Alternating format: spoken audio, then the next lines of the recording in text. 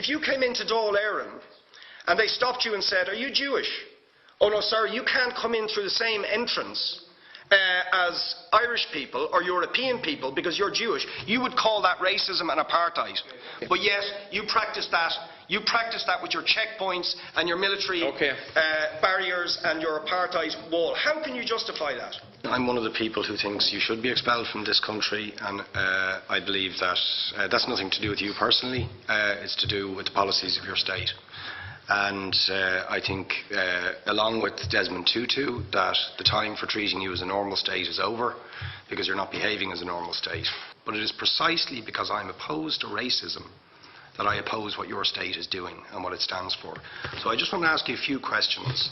You have tried to cover over what you have done, the killings of innocent people in Gaza on 3 separate occasions over recent years, the seizure of Palestinian land and so on, by attacking Hamas. Now, why don't you just admit that Hamas didn't exist when the first Intifada took place? They didn't set up an armed wing until the early 1990s. And that there was a reason that PLO were in Tunis at the time, exiled, effectively not present.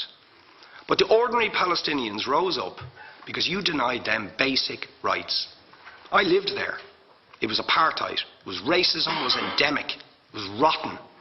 Absolutely, I was shocked within weeks of living there to see how you treated Palestinian people. And isn't it the fact that the law of return, which is the basic law of the Israeli state, is a racist apartheid law because it confers rights on Jews that it denies to Palestinians? It allows, for example, if I was Jewish and had never stepped foot in Israel, I could claim citizenship there tomorrow, but 6 million people whose origins are in what you now call Israel, who were forced out in 1947 or 48, do not have that right. Isn't that part of the reason why the Palestinians are in dispute with Israelis?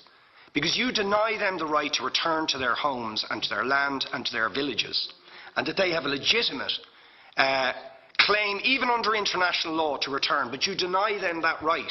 Why do you deny them that right? And why do you give that right to other people who have no connection whatsoever with the land, whether you call it Israel or whether you call it Palestine? Why do you continue to seize land, if you're serious about Oslo and the two-state solution? Why do you continue to seize land, which under that agreement is land designated to be Palestinian land? 500,000 people, most of which has taken place since Oslo. You allow that to happen. Why do you allow it to happen if you're serious about giving this land to the Palestinians? It's absolutely extraordinary. And it just, you must, are you not just taking us, Ambassador, for idiots? That you can say with a straight face, we're serious about peace, but while we're serious about peace, we're going to seize Palestinian land. And you expect the Palestinians to just sit back and do nothing about that. And the world to accept that that is an acceptable way to behave. And you asked earlier on, what could we have some constructive solutions? Now you know what the Palestinian people have been asking for. Far less even than some people would ask for. Because I believe the whole apartheid system should be dismantled. But what they've asked for is to lift the siege of Gaza. Just to lift the siege of Gaza. Let them have an airport. Let them have ports.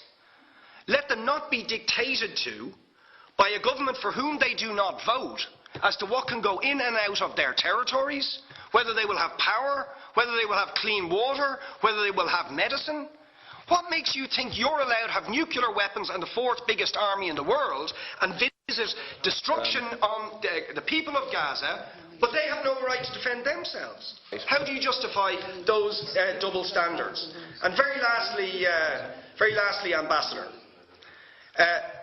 people like Bishop Tutu, Nelson Mandela, and I would certainly describe your state as an apartheid state, with different laws for people depending on their race or religion. Now, isn't that just the case? That, for example, at checkpoints going into the West Bank, there's a channel if you're Israeli or European, and there's a channel if you're Arab. Just because you're Arab. If you came into Dáil Éireann and they stopped you and said, are you Jewish?